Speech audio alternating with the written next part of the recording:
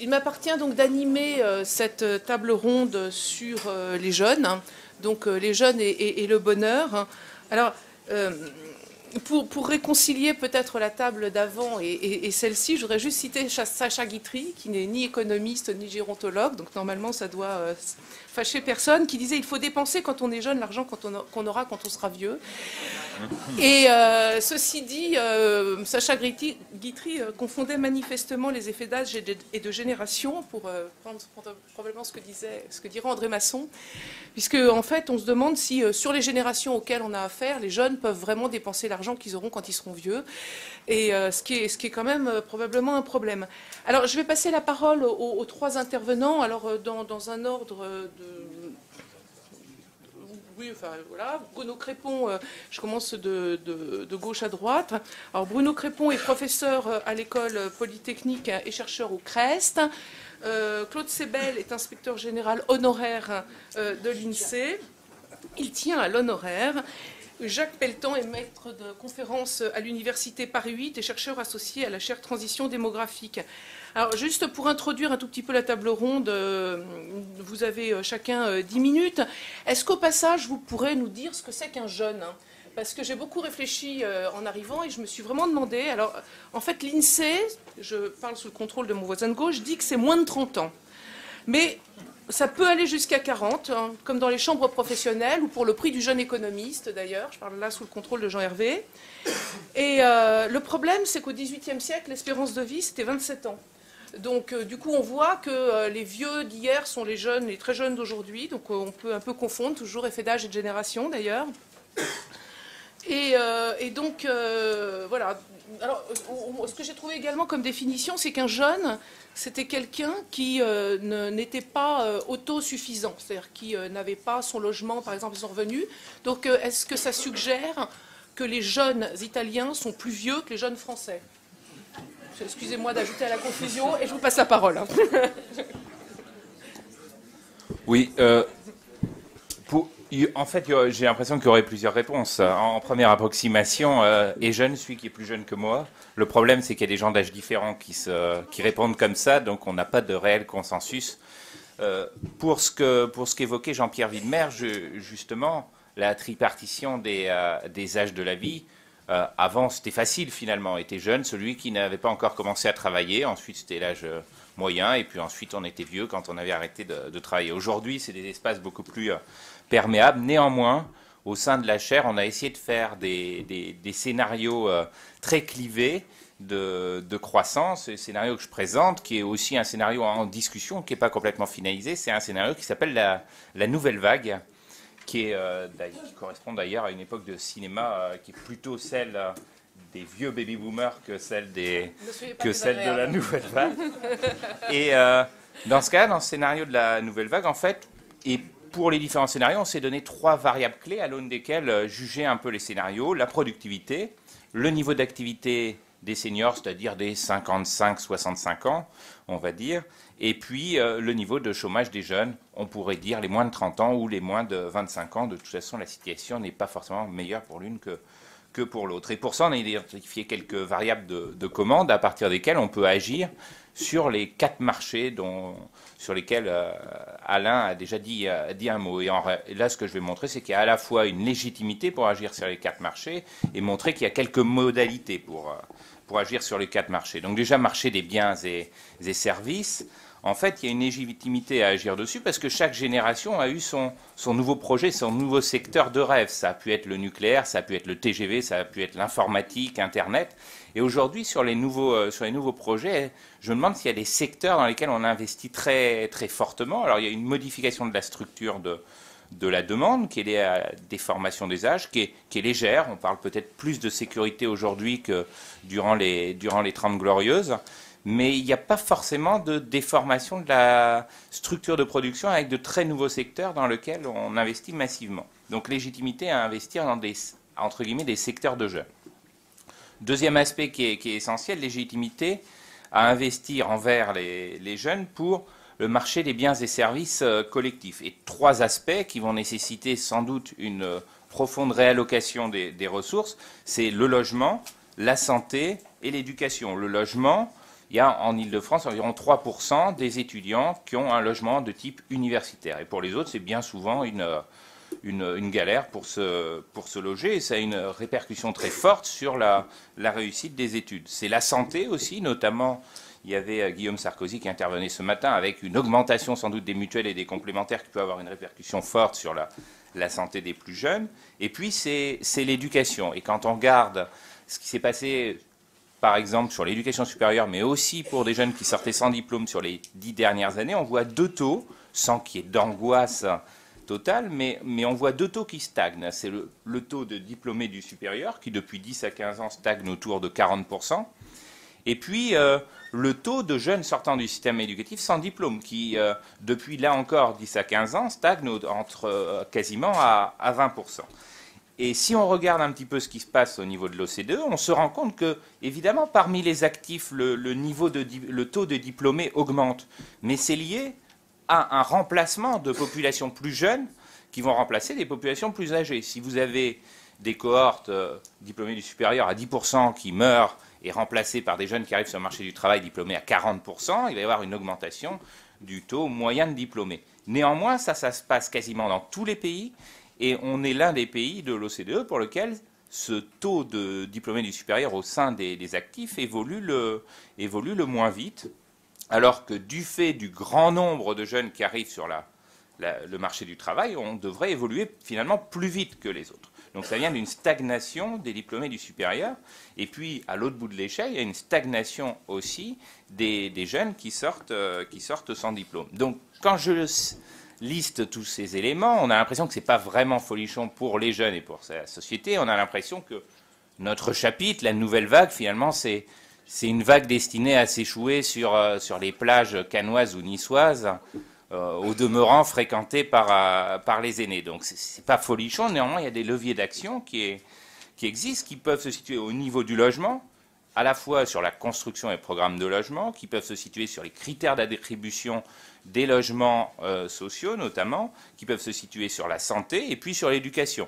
Essayer d'atteindre entre 50 et 60% de diplômés du supérieur, ce qui suppose d'investir sur tous les âges, dès le plus jeune âge, ensuite dans l'aide aux devoirs, ensuite lors des études universitaires pour éviter d'avoir des populations qui, dans certaines universités, comme la mienne par exemple, travaillent à 60 ou 70% à l'extérieur.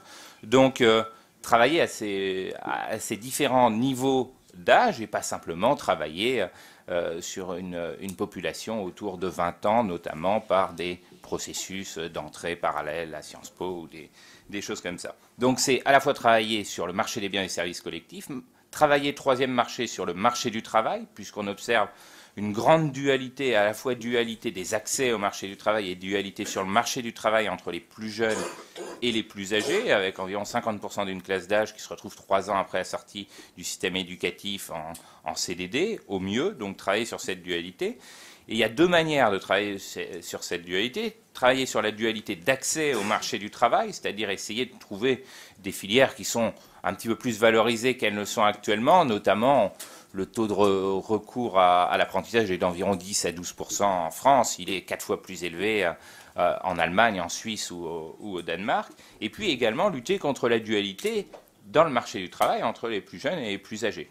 Et l'une des pistes, c'est d'avoir qui a déjà été évoqué plusieurs fois, notamment en amont de la précédente campagne présidentielle, c'est d'avoir un contrat de travail unique qui pourrait être modulé en fonction de l'âge, avec des charges croissantes, avec des droits croissants éventuellement, puisque contrat de travail unique, c'est pas facile à vendre, notamment pour des classes d'âge qui sont très majoritairement en CDI. Donc un contrat de travail unique qui peut être une manière de lutter contre la dualité du marché du travail. Et puis quatrième marché sur lequel il est nécessaire sans doute d'agir au profit de ce qu'on pourrait appeler la nouvelle vague, c'est le marché financier, le marché de l'épargne, puisqu'il y a une véritable difficulté à financer des entreprises innovantes. Il y a une épargne, certes, épargne qui pourrait augmenter s'il y a une réforme profonde des retraites, mais la quête est avant tout celle d'une épargne qui est de nature sécurisée et qui ne va pas forcément s'investir sur des projets innovants de long terme.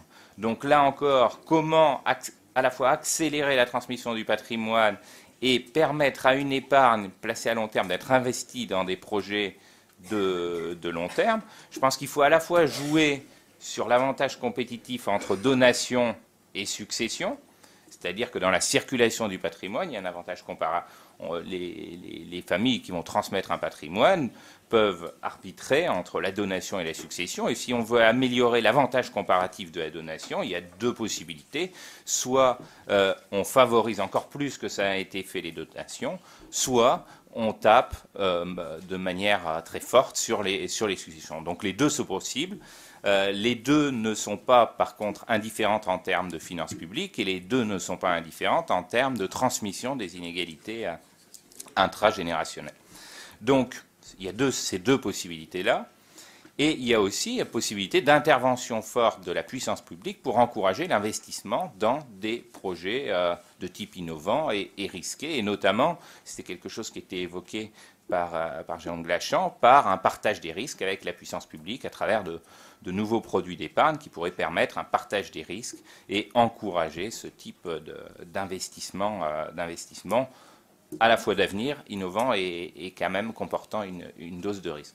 Alors, si on met en application un tel scénario, qui est une nouvelle vague, mais qui est un petit peu, pour rentrer dans le débat jeune contre vieux quand même, quel impact ça peut avoir sur les trois variables clés? On peut penser, et ça c'est assez fortement documenté par la littérature, notamment Barrault et Lee, sur l'impact de la formation sur la productivité, par Aguillon également, on peut penser qu'on serait capable de se rapprocher des pays qui sont devant nous en termes de productivité. On peut penser également, si les jeunes sont mieux formés et que le marché du travail fonctionne d'une manière moins duale, que le niveau de chômage des jeunes aurait tendance à baisser. Par contre, on peut penser quand même que ce scénario n'est pas concevable de manière pure, et ça appelle aussi le troisième scénario qu'on va voir tout à l'heure, parce que si on applique ça de manière pure, il y a un souci qui se pose sur le taux d'activité des seniors, notamment si on met des charges sociales croissantes en fonction de l'âge, on peut penser que ce sera un obstacle encore supplémentaire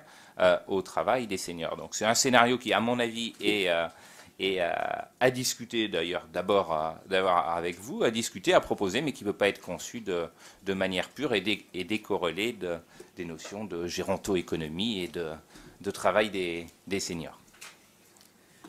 Merci. Messieurs, 10 minutes pile. La barre est haute. Bon. Mais je voudrais d'abord remercier les organisateurs du forum de m'avoir demandé de réagir donc brièvement au scénario que vous avez baptisé « Une jeunesse heureuse ».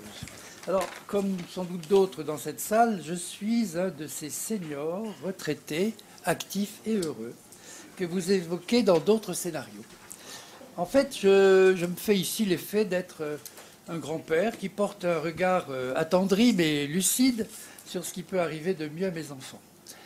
Je ne sais pas si mon point de vue serait partagé par un jeune homme ou une jeune fille qu'on trouve dans des écoles de la seconde chance ou qu'on trouve dans ce que les systèmes éducatifs appellent les décrocheurs, que l'on a beaucoup de mal à retrouver.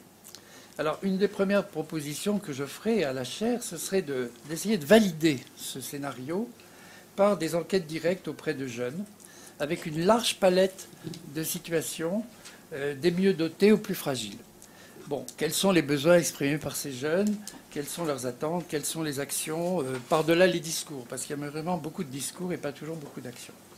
Alors pour moi, ce scénario aurait pu s'appeler celui des exigences intergénérationnelles. Parce qu'en fait, il met l'accent, pour toutes les dimensions pertinentes, sur les devoirs qui incombent dans une société humaine aux générations les plus anciennes par rapport à celles qui leur succèdent. Bon, ce que Jacques Pelletan appelle la nouvelle vague. Bon, naturellement, le scénario n'évoque pas le poids de la dette, mais nous savons que c'est actuellement peut-être une des exigences intergénérationnelles parmi les plus importantes. Alors j'ai peur de vous mettre en porte-à-faux sur 2 points. 1, je n'ai pas de PowerPoint parce que ça m'agace.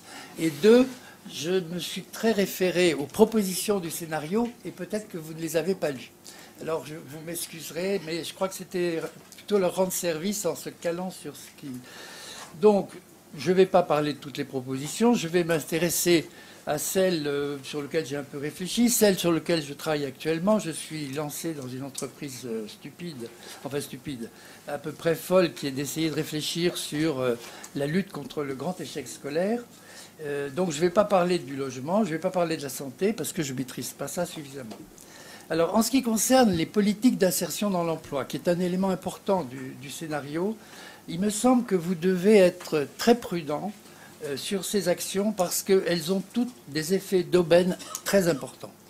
Et donc, nous savons, par les travaux qui avaient été menés par la DARES dans les années 90, que la plupart des politiques qui ont été ciblées sur les jeunes, le plan Barre, le plan Fillon, en fait, tout ce que vous pouvez imaginer, ça a des effets d'aubaine à peu près 80 à 90% d'effets d'aubaine et 10% d'effets nets positifs. Donc ce sont des politiques très coûteuses, peu efficaces. Et donc, moi personnellement, je pense qu'il faut que vous passiez à cette moulinette. Bon, le spécialiste qui malheureusement n'est plus dans ce domaine-là actuellement, c'est Alain Gubian, qui a été l'auteur des 40 ans de politique d'emploi. Et je pense que ce serait intéressant que la chaire se rapproche de lui. Bon, deuxième, un exemple.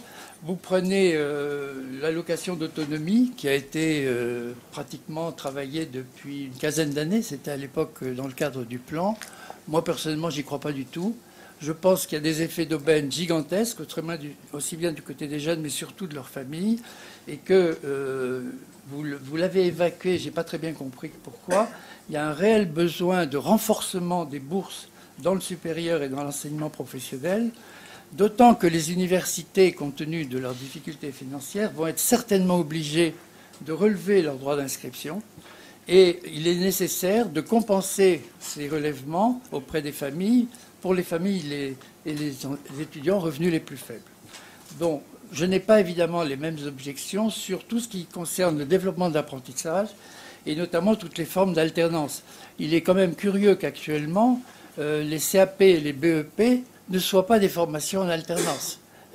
Alors je sais qu'il faudrait 620 000 stages, c'est beaucoup. Il faudrait convaincre un nombre considérable d'entreprises, mais je pense que c'est une orientation qui serait tout à fait intéressante, qui n'est pas de l'apprentissage, mais c'est une formation en alternance. Alors je vais partir de vos propositions sur les projets de nouvelle vague. Bon, il me semble essentiel, avec les dimensions familiales et collectives que je viens d'évoquer. En fait, si nous les prenons garde, et on trouve ça dans le texte Les générations à vivre, eh bien, de plus en plus de familles seront à 4 générations. Là, je ne suis pas du tout à l'heure ce qu'a dit Jean-Michel. Je pense que nous sommes devant un passage de famille à 4 générations. Bon, on en discutera après. Et donc, le risque, c'est que si nous avons des mécanismes de succession, ils vont de plus en plus aller vers des plus de 60 ans. Et donc, il est indispensable, c'est ce que vous dites dans votre scénario, c'est la proposition 10, de durcir les droits de succession au-delà des allogements récents et de favoriser les donations, y compris vers les enfants et les petits-enfants. Bon, ceci ne suffira pas, mais c'est tout le problème ensuite de la capacité par l'impôt de prélever pour ceux qui n'auront jamais ni d'héritage ni de donation. Alors, le deuxième point qui me semble important dans votre proposition, c'est ce que vous avez appelé le choc de l'offre et cette idée que l'innovation reposant sur un certain nombre de dispositifs nouveaux, il est essentiel de l'accompagner et je pense que les propositions que vous faites sont plutôt tournées vers les modifications du système éducatif et je connais les travaux qui indiquent l'augmentation de productivité que ceci peut entraîner, mais il me semble que c'est quand même un moyen long terme. Alors, à court terme, vous avez proposé des transformations sur le système éducatif. Ces transformations sont essentiellement l'une qui est possible et à notre portée, c'est l'objectif de 50% des sortants du système éducatif diplômés du supérieur. Vous n'en avez pas la primeur, puisque c'est un objectif qu'on retrouve dans la loi Fillon de 2005. Mais comme il y a eu depuis, dans le feuilletage législatif, la loi sur l'autonomie des universités, 2007, eh bien, il y a eu une multiplication de dispositifs, d'organisation et de structures qui se sont multipliés pour la recherche. Et je ne suis pas sûr que l'objectif de la loi Fillon 50% de diplômés du supérieur se soit vraiment mis en place. Donc c'est un point qu'il faudra peut-être regarder plus tard. Alors par contre, c'est vrai que nous constatons, malgré les discours officiels, les objectifs et les engagements de M. Darcos, etc., que nous avons toujours entre 15 et 20% d'une génération qui sort sans diplôme sur le marché du travail.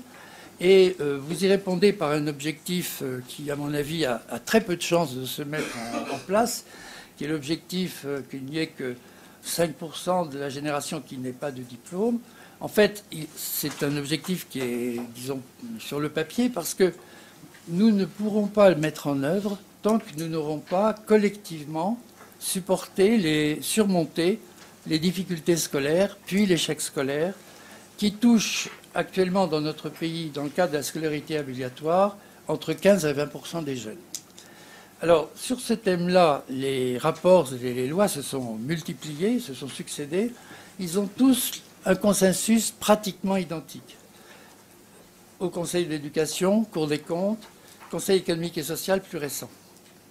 Les difficultés scolaires sont précoces. Elles sont intensifiées par le redoublement. Elles sont difficilement réversibles parce qu'elles s'accentuent, au lieu de se résorber, au cours de la scolarité obligatoire. Les difficultés qui sont en fin d'école sont encore accrues en fin de collège. Enfin, elles affectent les enfants des milieux populaires, ceux dont la famille est le plus éloignée de l'école, ou plutôt le langage des familles le plus éloigné du langage de l'école. Alors, c'est à l'école primaire que tout se joue, en particulier lors du cycle des apprentissages, grande section de maternelle, CP-CE1, mais la position de ces élèves plus fragiles doit être consolidée tout au long de la scolarité obligatoire, alors qu'actuellement, on observe pour beaucoup, et par beaucoup d'entre eux, un rejet de l'école. Vous allez en retrouver beaucoup dans ce qu'on appelle maintenant les décrocheurs, et ceux dont le CEREC nous dit que leur insertion professionnelle est calamiteuse. Alors, le système éducatif a en main une partie des outils nécessaires pour résoudre le problème. Mais la conviction des acteurs est incertaine. Elle est même, dans certains cas, sceptique. Les volontés de changement des responsables est faible et aléatoire, par-delà des mots et des discours officiels extrêmement mobilisés. Donc, créer un consensus sur les solutions, et pas seulement sur le diagnostic, est essentiel, et c'est donc là-dessus qu'actuellement je travaille. Il faut partir d'une définition précise du travail de l'enseignant. Je me situe à l'école primaire. Ce que je vous dis n'est sans doute pas valable, peut être transposé, mais pas valable pour le collège. En réalité, le travail de l'enseignant est quasi totalement décentralisé dans sa classe. Et donc, pour la période qui nous importe, celle des premiers apprentissages, l'enseignant est un médiateur incontournable de la maîtrise progressive de la parole et de l'écrit de tous les enfants qui lui sont confiés.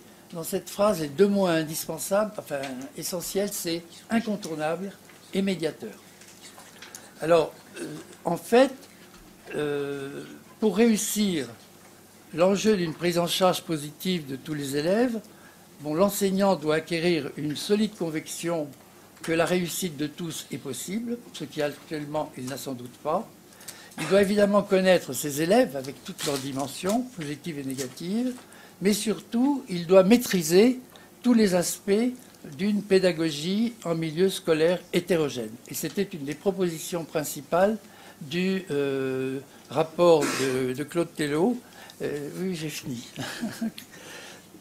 Donc, concrètement, la loi Fillon de 2005 sur le socle commun des connaissances et des compétences nous donne un levier essentiel pour établir cette pédagogie en milieu scolaire hétérogène, parce qu'il va substituer au classement successif des élèves, moyen, fort, faible, il va lui substituer une cible commune par rapport à laquelle chaque élève pourra se situer et progresser.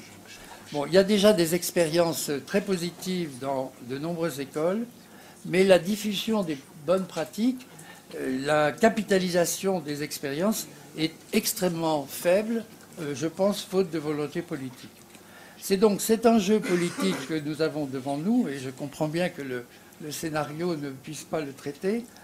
En fait, c'est beaucoup plus exigeant que de bâtir un réseau d'autoroutes ou de TGV. Je n'ose pas dire un réseau de centrales nucléaires parce que je me ferais tuer. Mais il s'agit en réalité de transformations profondes, de pratiques et de comportements de centaines de milliers de personnes. Bon, si vous le souhaitez, comme il faut que je m'arrête, on peut y revenir dans la discussion. Bon, avant de passer le relais à Bruno, je vous livre une réflexion générale sur le scénario « Une jeunesse heureuse ». Bon, dans notre société qui est gérontocratique et mandarinale, qui va porter ce scénario? Sur quelle force pouvez-vous vous appuyer pour faire avancer prise de conscience et propositions? Est-ce que ceci ne devrait pas aussi faire partie des travaux de la chaire transition démographique, transition économique? Merci.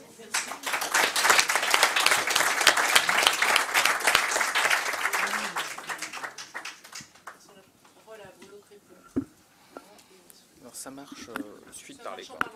Parfait. Donc merci beaucoup de m'avoir invité. Alors moi je suis pas du tout un macroéconomiste. Je vais vous parler de ce que l'on fait actuellement pour évaluer l'ensemble des programmes de lutte contre la pauvreté. Donc le thème c'est une jeunesse heureuse. Et alors on peut commencer par peut-être lister les thèmes de réjouissance. Alors les thèmes de réjouissance, donc il y a le décrochage scolaire, les difficultés d'entrée en alternance et la rupture des contrats en alternance, il y a les difficultés d'orientation, il y a l'insertion professionnelle et l'abandon des programmes d'insertion par les jeunes. Il y a aussi les conditions d'emploi, donc quel type de contrat de travail. Donc un CDD de 6 mois, c'est considéré comme la panacée. Les difficultés aussi dans un autre thème d'accès au logement, les questions de mobilité, la santé et les comportements à risque des jeunes. Finalement, au cocktail des thèmes de réjouissance, pour une partie de la population, il faut franchir un grand nombre d'obstacles pour pouvoir s'intégrer harmonieusement dans la société. Alors, une fois qu'on a listé tous ces thèmes de réjouissance, il y a la recette du bonheur. Alors, la recette du bonheur, c'est pas juste une recette. L'idée générale, c'est que il y a beaucoup de solutions potentielles et que ce ne sont pas les idées qui manquent. Lorsque Martin Hirsch a organisé le Grenelle de l'insertion, ça devait être en 2006 ou 2007, finalement, il y a eu plus de 800 réponses à l'appel d'offres qu'il a lancé. Donc des idées, il y en a. Il y en a énormément. La question, c'est de savoir si elles sont toutes bonnes, et probablement, elles sont sûrement pas toutes bonnes. Il y a des problèmes qui ont des effets qui sont très bénéfiques, il y a des problèmes qui n'ont pas d'effet, et il y a même probablement des programmes qui ont des effets qui sont néfastes, c'est-à-dire des programmes qui vont réduire finalement les chances des jeunes d'accéder au marché du travail, par exemple. Donc c'est important d'avoir des idées, mais c'est tout aussi important de savoir quel est l'effet des programmes qu'on peut concevoir. Il y a un besoin important d'être capable de distinguer entre les bons et les mauvais programmes. Alors ça, c'était l'idée des appels à projets du Fonds d'expérimentation de la jeunesse. Donc l'idée du Fonds d'expérimentation de la jeunesse, c'est de financer des projets innovants à la condition qu'ils soient évalués, c'est-à-dire d'être en mesure de porter une appréciation sur le fait que ces programmes ont atteint leur objectif. Donc le but, bien sûr, au final, c'est d'être capable de bâtir un socle de connaissances qui permettra de concevoir des programmes plus efficaces et qui s'attaqueront aux vrais problèmes. Et éventuellement, une fois que les programmes ont été identifiés comme étant efficaces, de les développer à l'échelle nationale. Alors, bien sûr, il y a une question qui est importante quand on dit évaluer un programme, savoir quel programme va être bon et quel programme va être moins bon. Il y a une question cruciale qui est de savoir comment on va évaluer. C'est nécessaire, quand on évalue, d'avoir une méthode qui soit rigoureuse et qui mette tout le monde d'accord. Parce qu'en général, les avis sur les politiques économiques qu'on peut mettre en œuvre sont souvent très très tranchés. sur qu'est-ce qui marche et qu'est-ce qui ne marche pas. Et fréquemment, les a priori sont fortement ancrés et s'affrontent très très fortement. Et donc pour qu'une évaluation d'un programme puisse produire des résultats qui soient susceptibles d'être entendus, c'est-à-dire qu'effectivement, ils puissent participer à la construction d'un socle de connaissances qui soit partagé par tout le monde, il faut qu'ils aient quelque chose qui ressemble à la force de l'évidence. Il faut qu'on ne puisse pas contester l'évaluation du programme, comme on ne conteste pas le fait qu'il fasse froid le matin quand la température n'est pas celle qu'on voudrait voir quand on regarde le thermomètre. Donc les résultats aussi peuvent avoir des effets qui sont surprenants. Par exemple, on vient de faire récemment une évaluation qui est celle avec Pôle emploi, l'évaluation de l'anonymisation des CV. Donc l'anonymisation des CV, c'était considéré comme un moyen qui était un moyen phare pour lutter contre la discrimination à l'égard des jeunes des banlieues. Eh bien, au total, le résultat est exactement l'inverse de celui auquel on pouvait s'attendre. Et ça, on est capable d'avoir ce résultat-là au terme d'un protocole qu'on a travaillé durablement avec Pôle emploi, qu'on a mis ensuite en œuvre sur le terrain pour regarder précisément quels étaient les effets de ce programme d'anonymisation des CV. Et au total, le résultat est opposé. Enfin, il y a une partie des résultats qu'on obtient qui va exactement dans ce qu'on attend comme effet du CV anonyme, mais il y a aussi une partie des résultats qui contredit complètement ce qu'on pouvait attendre. Donc il faut se donner les moyens d'être surpris, parce que parfois, les résultats auxquels on parvient déjouent complètement les a priori qu'on pouvait avoir. Alors, c'est pour ça que, du point de vue de la méthode, il y a quand on veut regarder comment évaluer, les évaluations randomisées garantissent justement la fiabilité et la transparence qu'on attend d'une évaluation dans ce domaine. Le principe de ces évaluations randomisées, c'est le principe de l'évaluation des traitements en médecine, c'est-à-dire qu'il y a deux populations qui sont affectées au hasard, l'une à être un groupe qui va bénéficier d'un programme et l'autre qui va être un groupe de contrôle. Et lorsque les nombres sont suffisants, des individus qui se trouvent dans un groupe et dans l'autre, quand on va comparer le devenir de ces deux populations, on va trouver, les différences qu'on va trouver pourront être imputables uniquement à l'effet du programme. Et donc ça permet de distinguer les programmes qui marchent et les programmes qui ne marchent pas. Alors, où est-ce qu'on en est actuellement? Donc, voilà un ensemble d'exemples d'expérimentations randomisées qui ont été faites dans le cadre du fonds d'expérimentation de la jeunesse. Donc il y a la mallette des parents, par exemple, qui est un programme qui est destiné à lutter contre les comportements violents à l'école et d'inattention des élèves à l'école. Donc c'est un programme qui est extrêmement intéressant parce que comme l'a dit très bien Claude Sebel au début, les programmes lors de la scolarité sont des programmes qui sont cumulatifs.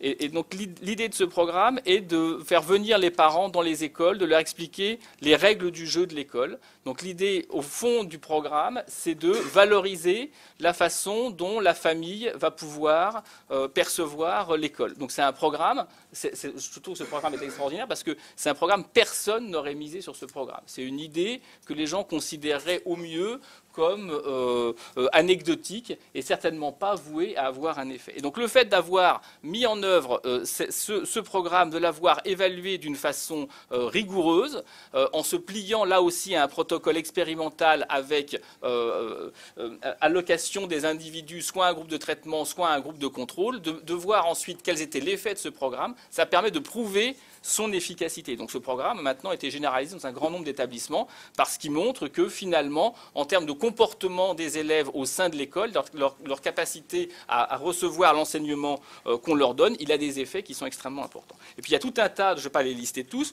tout un tas de programmes qu'on est en train d'évaluer avec le fonds d'expérimentation de la jeunesse, les groupements de créateurs, qui est un programme qui est extrêmement intéressant, aussi pour regarder les problèmes d'accès au logement il y a un programme dans le Bas-Rhin où le Conseil général se porte caution pour les jeunes, pour qu'ils puissent accéder au logement.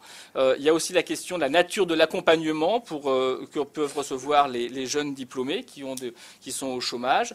Il y a aussi des programmes qui sont liés à la lutte à lutter contre l'absence de recours aux soins pour les jeunes des missions locales, donc, qui regardent les problèmes de santé.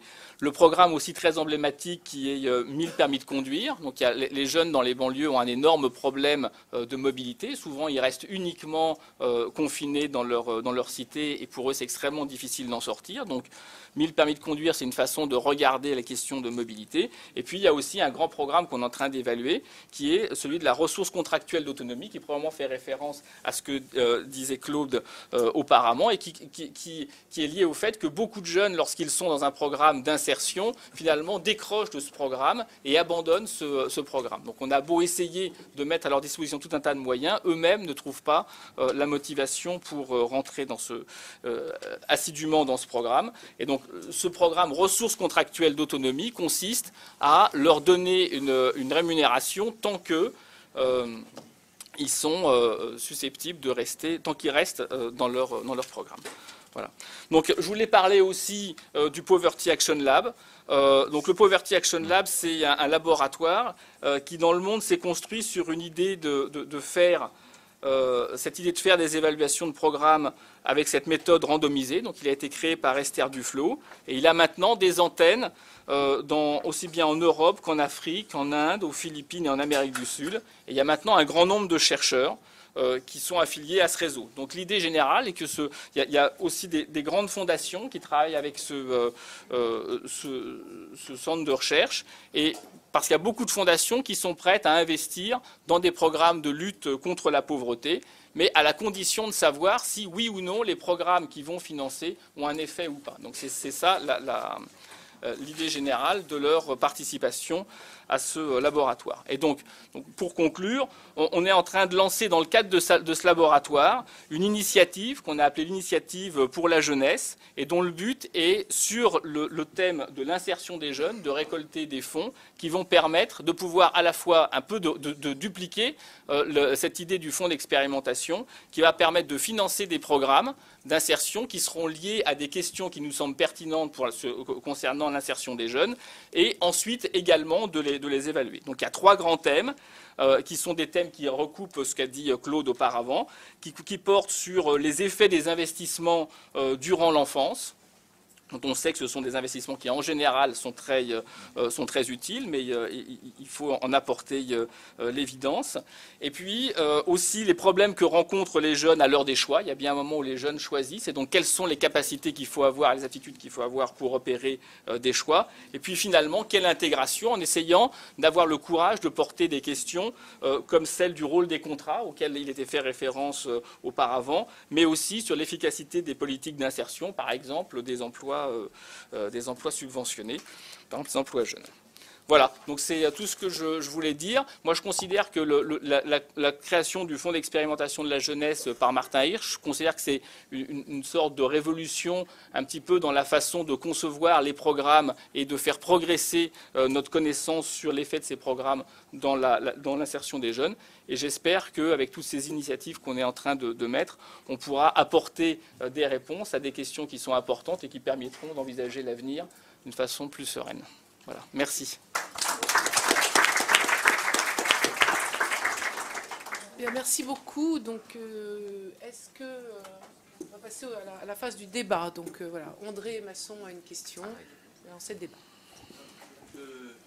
Sur ce scénario Nouvelle Vague, en particulier chez Claude Sebel, on a l'impression qu'il faut un plan école. C'est ça, un plan école, il faut dépenser pour l'école et tout. Bon, alors d'où l'idée qu'il a dit à la fin de son intervention, comment le financer, comment le faire accepter par la société, où trouver l'argent.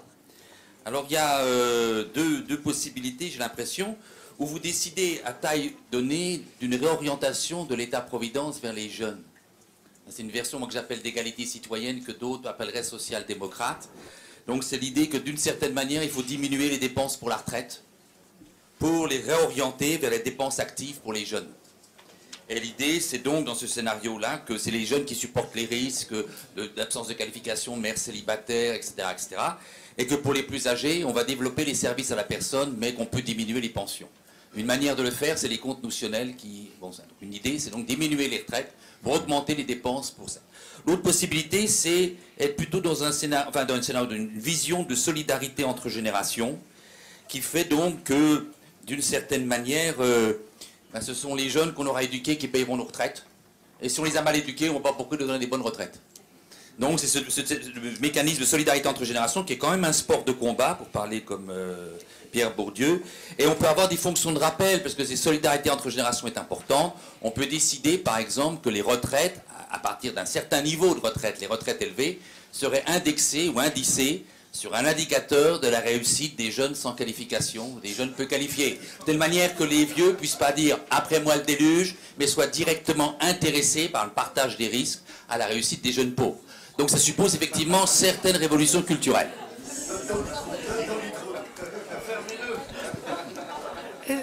Est-ce que... non, on va prendre... Je propose qu'on capitalise plutôt qu'on répartisse. Et donc je prends la question de monsieur.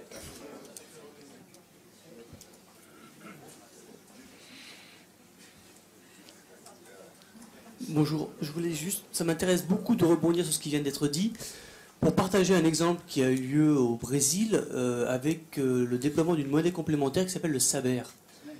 Qui, dans le cadre de cette monnaie, il y avait toute une série de répétiteurs qui, du fait du système éducatif brésilien qui était un petit peu limité en termes de moyens, mettaient en place une monnaie complémentaire qui permettait à des jeunes de 12 ans d'apprendre à des jeunes de 7 ans à lire et à écrire, en leur faisant répéter, parce qu'on sait que l'éducation, c'est un petit peu ça. Et qu'à la suite de ça, le jeune de 7 ans donnait de la monnaie complémentaire à ce jeune de 12, qui lui pouvait se faire répéter ses cours par un jeune de 15 ans, etc., jusqu'à la fin où celui de 18 arrivait avec une espèce de pactole disponible et il pouvait prétendre aller à l'université et sous forme bénéficier d'une bourse de l'État. Et donc on reconnaissait l'engagement citoyen de tous ces jeunes qui du coup ça stimulait une espèce de solidarité intragénérationnelle entre ceux de 7 et jusqu'à 18. Et ces exemples de monnaie complémentaire peuvent aller encore au-delà sur les seniors. On a l'exemple au Japon du Forêt Kipu qui a fait ces choses-là. Et il y a plein de projets qui existent comme ça avec les monnaies complémentaires, ce qui fait qu'on stimule des comportements vertueux, des démarches intéressantes et des cercles vertueux sans débourser un seul euro.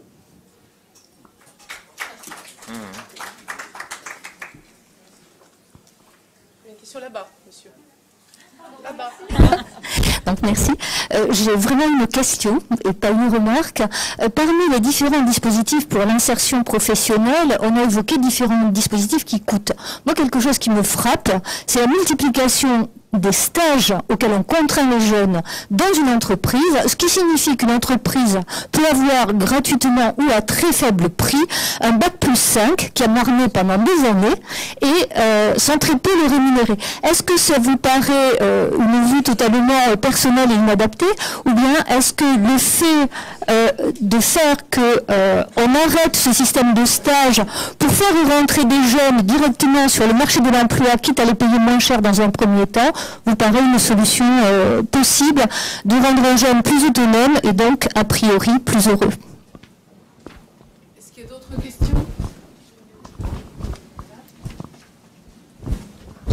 Moi, une question pour Monsieur Crépon à propos de l'évaluation, thème assez central dans votre propos, dans vos propos. Comment de quoi vous voyez être faite la mallette de l'évaluateur entre guillemets, c'est-à-dire quel est selon vous le profil quel profil d'évaluateur en fait? Est-ce qu'il y a un seul et même profil unique, ou est-ce qu'il faut penser l'évaluation à partir d'une posture pluridisciplinaire? Bon.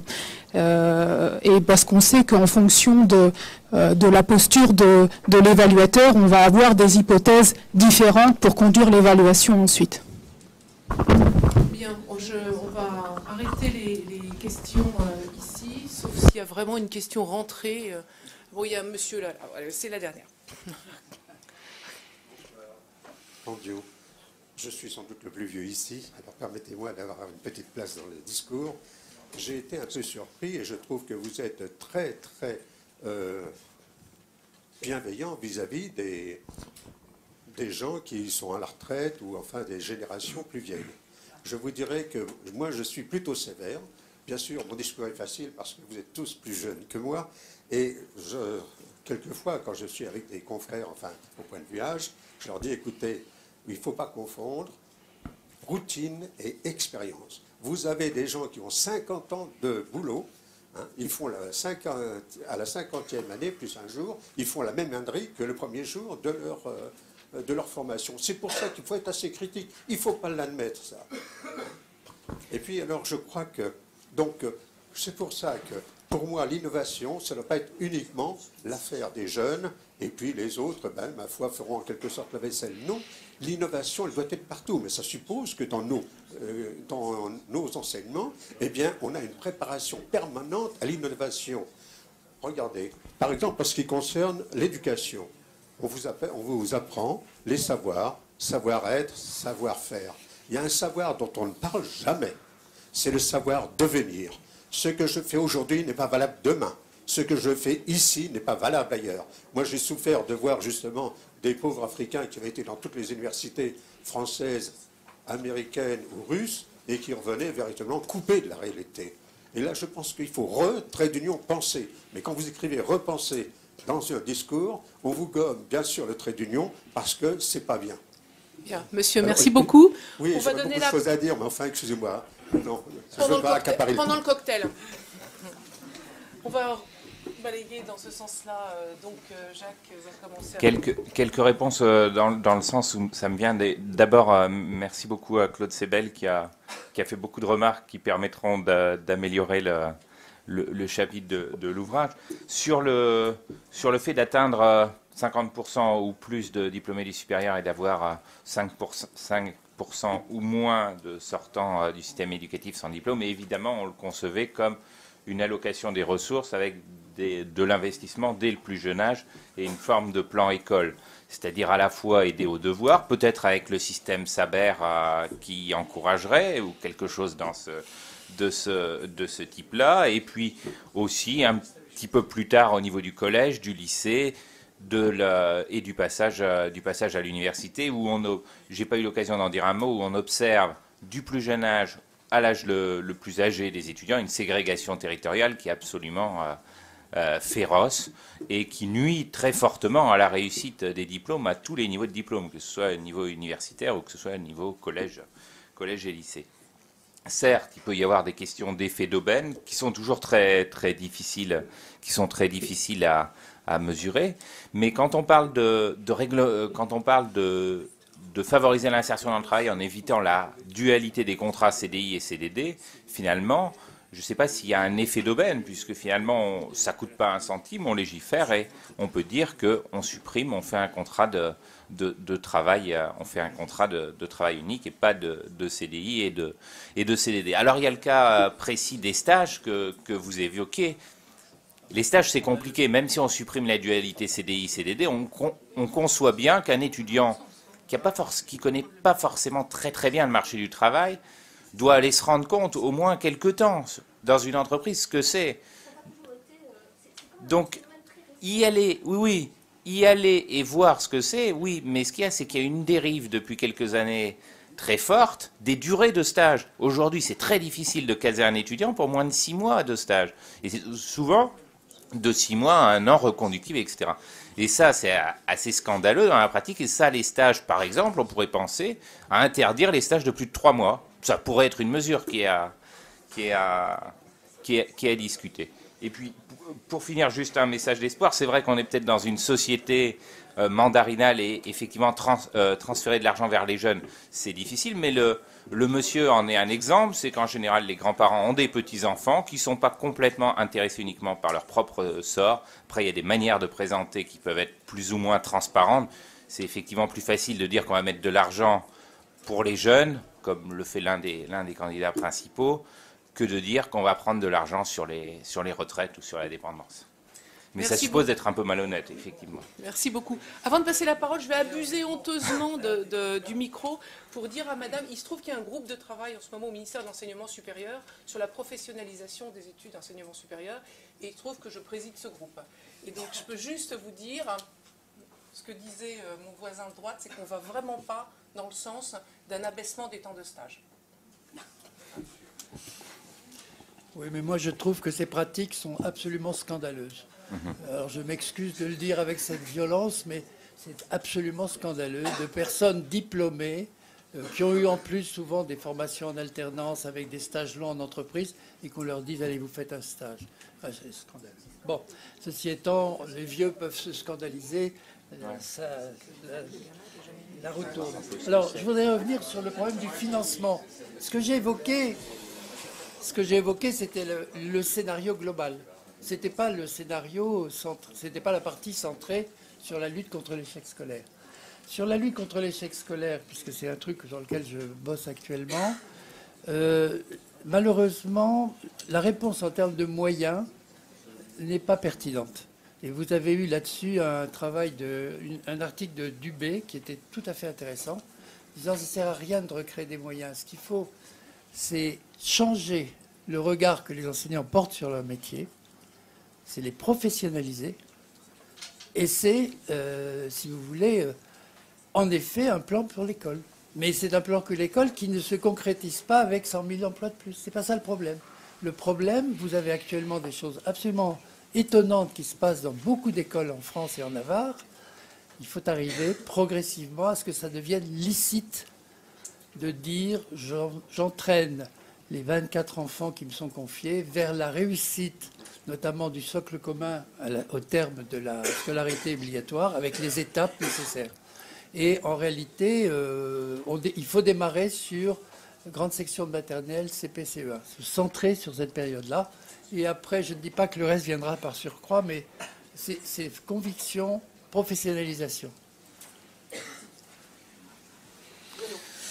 Alors donc, pour répondre à la question sur les stages, moi je n'aurais pas le même point de vue que tout le monde là. Je pense que je prendrais pas le problème par le même du même plan. Bon, peut-être que finalement la question c'est celle de l'hétérogénéité des aptitudes des jeunes lorsqu'ils sortent du système scolaire, et finalement la charge qu'il y a à opérer un tri entre les gens qui les jeunes qui sont prêts à s'insérer sur le marché du travail et ceux qui ont moins de désir et moins de motivation pour le faire, et sur qui doit reposer la charge de faire émerger cette information. Et donc moi je le verrais plutôt dans ce sens-là, et donc du coup je me dirais que ça sert à rien d'interdire, mais que probablement des types d'actions qui seraient intéressantes seraient plutôt des actions qui chercheraient justement à faire émerger beaucoup plus l'information qui est finalement celle que recherchent les entreprises lorsqu'elles enchaînent des jeunes qui font des stages et puis finalement les retraînent, les prennent pas, et c'est plutôt la façon que j'aurais de regarder ces aspects-là. En tout état de cause, je pense que c'est une question qui est effectivement importante, que celle de l'insertion des jeunes sur le marché du travail, le moment où ils vont rentrer sur le marché du travail. Les contrats de travail qui existent sont des contrats qui ne sont pas du tout favorables pour les jeunes, parce que finalement, ils protègent énormément les travailleurs qui sont déjà en place, mais ils les travaillent un petit peu au détriment de ceux qui doivent montrer leurs aptitudes. Donc je prendrais plutôt les choses sous cet angle-là. En tout cas, il y a certainement tout un faisceau d'explications qui sont possibles, et je ne pense pas que juste une interdiction permettrait de répondre. Et qu'au contraire, c'est une question, par exemple, c'est une des questions qu'on a avec Marianne Bertrand pour l'initiative de la jeunesse, et qui certainement nécessite de regarder plus en détail cette question qui est effectivement extrêmement importante. Alors maintenant, c'est quoi le profil de l'évaluateur? Moi, je pense que ce qui est important, c'est d'être capable d'apporter des évidences. Moi, je crois beaucoup à cette méthode d'évaluation randomisée, mais je pense qu'elle se fait souvent de façon très productive en coopération avec des gens qui ont une autre approche. Donc en particulier, nous, à chaque fois qu'on a fait des évaluations randomisées, il y a toujours eu une équipe qui n'était pas notre équipe, mais qui faisait à côté une démarche plutôt qualitative en allant regarder un petit peu des cas particuliers que les gens détaillaient très très précisément. Donc ça a été en particulier le cas de toutes les évaluations qu'on a fait avec Pôle emploi, parce qu'on en a fait plusieurs, mais c'est aussi le cas de, par exemple, l'évaluation qu'on est en train de faire sur la ressource contractuelle d'autonomie, où le CREDOC s'est associé à nous pour regarder précisément, lorsqu'on va donner cette allocation d'autonomie aux jeunes, qu'est-ce que ça change en pratique. Et je pense qu'il faut un petit peu ces deux aspects-là. Voilà. Bien, écoutez, merci d'avoir tenu les délais. Et puis, je vais essayer